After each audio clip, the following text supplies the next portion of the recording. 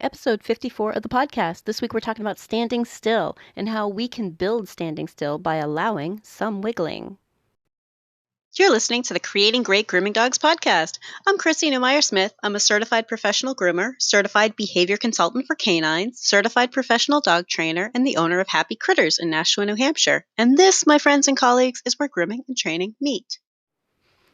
I'm starting off with an example for this week of a little Maltese that I groom. He's a pretty typical wiggly guy. His mom does a great job of brushing him. Their college-age daughter is good at keeping up with keeping his eyes clean. I guess she's the only one who can really has the patience and isn't worried about poking him in the eye. But they have me come and groom him just when he's ready for a full trim. So I groom him about once every 3 months. So we're a little bit behind on teaching him, but nothing to write home about. Not a big problem. Oh, and along with being, a Maltese who is small and fragile, he also has a collapsing trachea. So there's another concern there. If he gets a little bit too worked up, he can start coughing. If I were to insist that he remains standing and still for the entire groom, I'd be setting up to fail and making the process much more frustrating for both of us. And I want you to be thinking about that's frustrating for both of us, for the dog and for me. Because you know what? He's just not mentally mature enough for holding still for a long duration yet. But that's the part I want to point out. Yet. He will be able to. We'll get there. So how do we work toward the ultimate goal of him being a nice, upstanding guy? Yeah, you heard that right. Upstanding. I know, I'm a dork.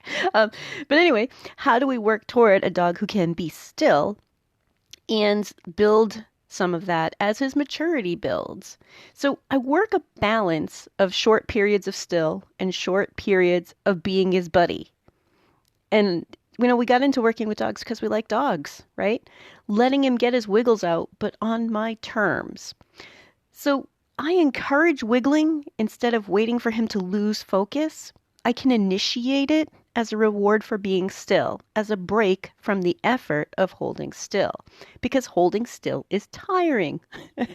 So if he's holding still for me and I end that and, maybe start making like a little kissy noises or something, you have to gauge it to the dog in front of you what is silly and wiggly, a little bit of silly and wiggly without totally losing their focus or letting them think that grooming is over. But then we can return to still and like, okay, now I need to get this. Good job, buddy. It's sort of like going from serious to silly, and building his endurance for serious because I'm choosing how long we ask to do it, and he's not ending it on his own. I'm trying to keep him from becoming frustrated enough that he can't handle what I'm asking him to do. So I let him get his wiggles out on my terms and encourage it instead of waiting for him to lose focus. And as a break from the effort of holding still, having someone work on you for an extended amount of time without being silly or affectionate or playful is really weird for most dogs. And sometimes we are so friggin' serious, we're just a total buzzkill. So don't be a buzzkill, be a buddy. And what I mean by that is be thinking about the times that you really need him to be totally still and work on those and help him relax for it. And you can be relaxed for it without necessarily being your face all scrunched up and being all super laser focused. Have you ever looked at yourself when you're really trying to get something done? Sometimes our faces are all crunched up and doing something weird, right? I know I do it. I know I do. So I think sometimes I have to balance that out with when it's done, like, yeah, nice job, right? So sometimes I actually spend time teaching like my focus face. I'm really intent on this face because then the dog is learning like, oh, that's not a big thing because she's going to reward me in a second for being still. But we don't need treats for that. If you think about like just a chance to wiggle a little, right? And also think about how hard it is to hold still. Have any of you guys had to just hold still for something? Just standing, not sitting. Even sitting, holding perfectly still is kind of tough, but standing and holding still. If you've done like stage acting, sometimes there's a point where, they just want everyone in a scene to be in the background and people are holding still. Military drills, people holding perfectly still. You practice that.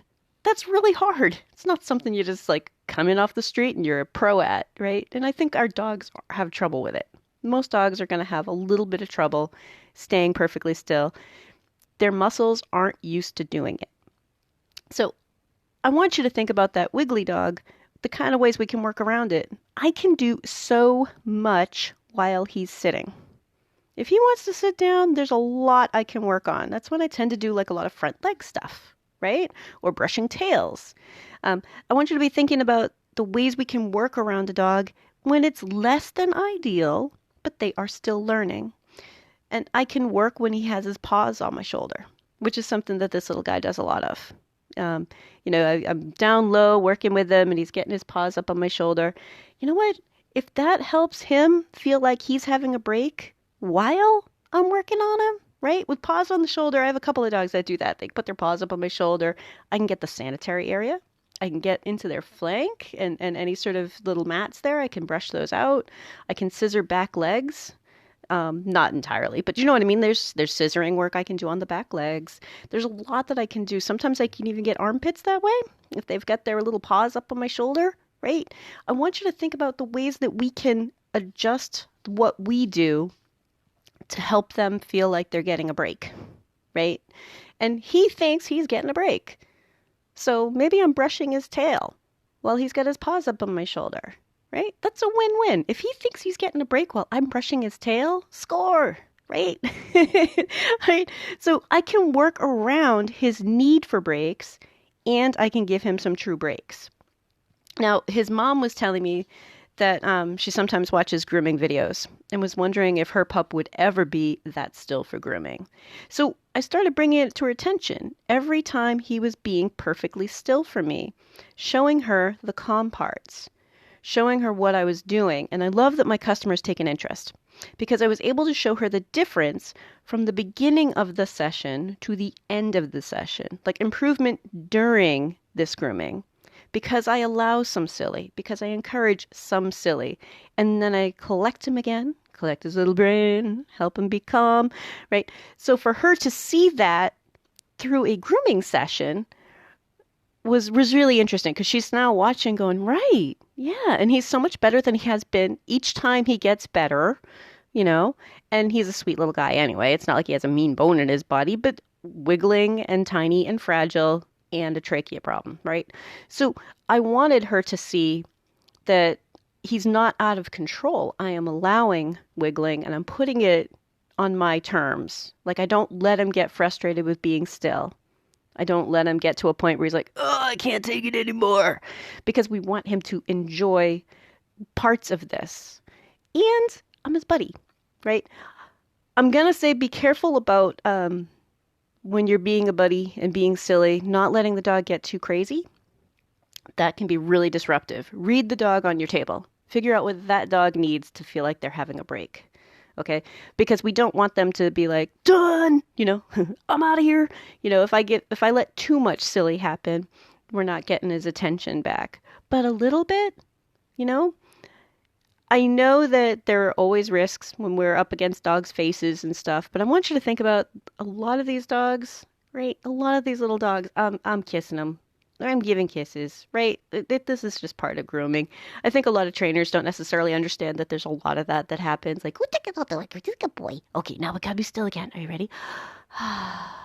Still. And let's get this. And good boy. Guy, oh my god, you're so cute, right? And even just the balance between those two for a lot of dogs is like, oh, okay, I can handle being still when you ask me to, because I know it's gonna be over. Still isn't gonna last forever. She always lets me off the hook. So that's really what I want you guys to be thinking about. That by putting silly on cue for us means that we're letting him off the hook for being still. Still doesn't mean be still the entire freaking time, Eventually it will, but you know what? He's emotionally building the ability to be able to do that. And he's a young Maltese, I think at this point he's about a year and a half old, right? So he's young, he's silly, and, most of his groomings are done by his family. So I don't see him as often as I would if he were just a regular grooming customer. But he can handle so much more even now than he could before. And I have a customer who understands why we're working on it that way, right? So I want you to think about um, don't have to go really overboard, but you do have to kind of give them little breaks. And you can set the mood, right? So if you think about it as a mood and some soap opera acting, right? Really, really make it obvious. you know, uh, when you think about soap opera acting, like they even add in music if someone is like suddenly serious and they stare out the window, right? Like really, really bad, obvious acting. But that's okay. It helps our dogs understand what we're doing. So if I need still and I'm like, right? Suddenly I'm much slower and a big deep breath and a quiet voice and just relax, buddy. Yep, now your scissors right here. Hey, good job. That was good. And the back and forth with that, like good job, that was good, means that I'm off the hook. I have completed something.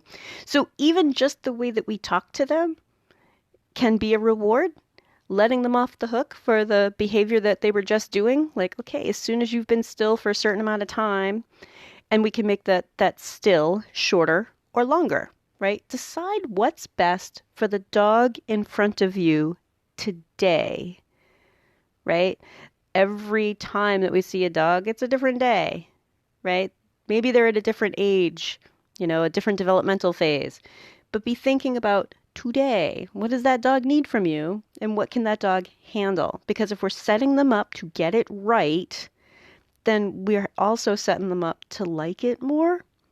I've mentioned before, I don't think dogs are ever gonna, I don't think it's a reasonable expectation for dogs to love grooming. All dogs to love grooming. Some dogs love grooming. Some dogs accept grooming and they're calm, comfortable, and cooperative, and that is good enough. And then other dogs kind of see us as going to the dentist. Like, oh, all right. But, I trust my groomer. Much like I trust my dentist. I don't crave going, but you know what? I'm safe with them. I like them. I can't imagine going to a different dentist because they've been great to me, right? So if we think about helping that individual have the best grooming session they can have and giving them little breaks, right? You need to think about being successful for the next bit of still. And it changes over the course of a grooming. So I don't want you to think about successes each grooming getting better. I want you to start thinking about successes as each grooming session seeing some success. So this little dog, by the end of that session, not that he was exhausted, because exhausted would actually make him more wiggly. I know him, his brain falls apart when he's tired. But he was standing, and because of his trachea problem, I'm trying to teach him to not use a loop. This was the first grooming with no loop at all. Usually I have it looped over one of his legs and over his head so that we're not touching his trachea. This was his first grooming with no loop, just on the table with me, hanging out. And by the end of that grooming, I was showing his mom, he was holding still, standing straight, and letting me scissor him. Just like the show dogs that she's seen on videos, right? He just can't do it very long, and he needs encouragement, and he needs wiggle breaks. If you're enjoying my podcast, please remember to subscribe so that you don't miss any episodes. Why is standing so hard? So we're always asking dogs to stand on our table. Why is it so hard? Because it seems like this would be super easy. They aren't even moving, right? But is standing a lack of movement? Is it a lack of effort? And no, it's not. So I want you to think that some muscles are being used in holding body weight, and they're being held still, which is a continuous flex or a continuous loosen, right? The core is engaged because they're standing on all fours and their core has to be engaged for their legs to be under them for that long. Most dogs don't do much standing still. And when they do, you're going to find that they have like one leg back. They aren't totally square. Their bodies aren't used to it. And their muscle strength training to be comfortable in that pose for a long time. They don't have that kind of training. Most of them aren't used to holding still for a long time. Now, most groomers are on their feet all day, but are you standing still? You might think that you're standing all day, but are you really? Are you standing tall? Are you standing straight? And are you standing still? because I know that when I find myself in a situation where I'm standing still, I wiggle. Like I rock a little bit back from foot to foot. Sometimes I lean into one hip. I lean on stuff if at all possible. I know I'm a leaner. So, I'm the dog that would be up against the edge of the tub. So I have to make an effort to stand still, tall, and square. And I find that one hip gets tired. So I want you to be thinking about that. Like, there's more to it than just stop moving, right? And I find that if I'm trying to stand still, I constantly readjust. I find that my head starts to turn or I'm focusing on something or my hip starts to twirl out or a shoulder's a little bit different. I want you to be thinking about all those things. And this week's action step is to stand still and tall and square for about 10 to 15 minutes. And I want you to observe how it feels. Do you have trouble staying straight? Do you find it tiring? Is it a simple lack of movement? Because I think you're going to find that it is not. And I think that it's going to make it a little bit more intuitive for you when a dog needs a break, when a dog needs a little bit of wiggle time, when a dog can't handle staying still for the thing that you wanted them to stay still for. If you'd like to talk to me, you can find me through my grooming and training business, happycrittersdogtraining.com, my email, chrissy@happycritters.net, and through the Creating Great Grooming Dogs Facebook page. And we have these awesome devices in our pockets that allow us to do live video with each other. I can help you with the dog on your table. We can set up live lessons, and you may be surprised at how much we can get accomplished together via video.